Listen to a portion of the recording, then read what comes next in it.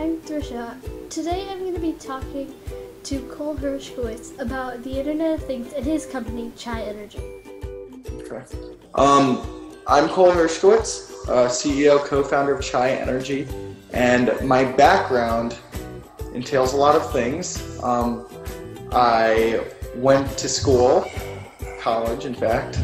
I went to Oberlin College for 3 years, Caltech, which out here in California for 2 years as part of this kind of 3-2 engineering program. It's liberal arts plus technology. During my time at Caltech, did a number of different things, included majoring in mechanical engineering, which was kind of the big thing, but also ran the entrepreneurship club over there. I should probably look at the camera. Ran the entrepreneurship club over there. Also worked on this solar decathlon project in partnership with Ka, where we both started this team of Caltech engineers who essentially worked on building a smart home before the idea of smart home was really.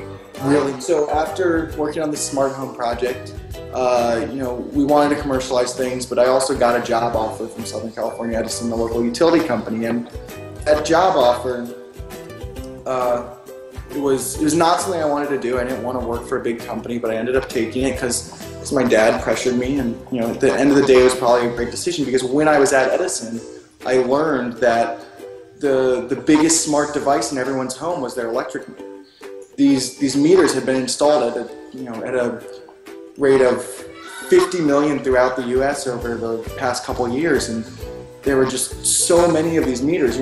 Nest still doesn't even come close to how many of these smart electric meters there are out there, and all these meters are just throwing away their data. They're constantly measuring the energy use from the home, and then they throw the data away. So the idea for Chai really came, it was a group kind of effort, but it came from the fact that we saw these smart meters measuring data from the home about energy use, and then we saw homeowners struggling to understand what in the world that data meant. And at the time, the best devices on the market would take that data and show it to you on a little dumb device. It would say 468 watts, 798 watts, 794 watts, and that meant nothing to people. So what we did is we said we can use clever analytics, we can use algorithms, we can use kind of the signature shape of appliances, if you will, or the fingerprints of appliances, to help customers make sense of these numbers. Not really to make sense of these numbers, because that's not the goal, but the goal is to help people understand their home, to help them feel safer in their home, and at the end of the day to help them save some money and stop wasting so much energy and money.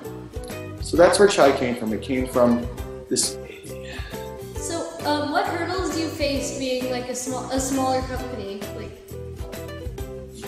Well, it's a hurdle that I think every company faces. Just big companies can plow through it and spend their way through it, but figuring out the markets, homeowners' lives, the way people think about technology is ever changing, and we literally come up with 10 new ideas every single day. And the biggest challenge is figuring out which one of those are important and which ones are just noise and irrelevant. Big companies can throw money at the problem, and then they end up I'm not going to point any fingers, but they end up like a big company with a ton of different products, and many of them are kind of not doing well. But Apple, of course, is the example or the epitome of a big company that focuses on very few things and does them very well. So as a startup, it's even more important.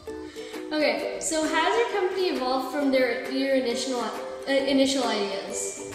How has it evolved? Yeah. And this is all going public, so I have to be a little bit. All right. How has it evolved? It's evolved a lot. So when we started out, when Kyle and myself started out, we saw this problem, we saw this data, and we built the most nerdy, technology-centric, visually unappealing, number-heavy way of solving this problem. It was horrible. It was hideous. And we thought it was really nifty because it was showing all this data about the home and all these results of our analytics and algorithms. And it didn't, we got it into homes. We installed it in 35 homes, and then about 10 of those customers were very technical and about 25 were not. The 25 that weren't technical opened it up, saw it, and never opened it again because they had no idea what all these numbers and graphs and dials meant. And the technical ones said, wow, this is really cool. And then they started looking at the data, and they started figuring out all these things that they could do with the data and figure out with the data. So we took that as a cue to figure out the data yourselves. Focus.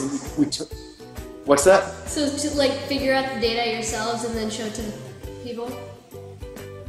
Exactly. You should have been on the team at the time. You would have saved us from a lot of headache. But yeah, so we essentially tried to automate what those nerdy technical users were doing in our back end, and then we've built the product we have today, which is a lot more appealing and really boils the data down to its actual value to the end user. So it's like more customer friendly. Yeah. What tips would you give people who are building companies right now? Like, what mistakes have you made that you don't want us to make, or stuff that you think you could, that would help us? Yeah.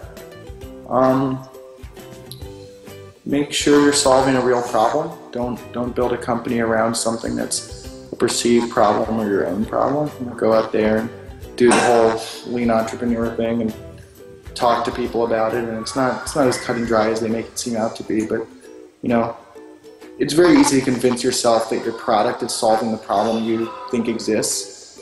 But just make sure that's true, and don't fall in love with your product too early before it's truly solving that problem.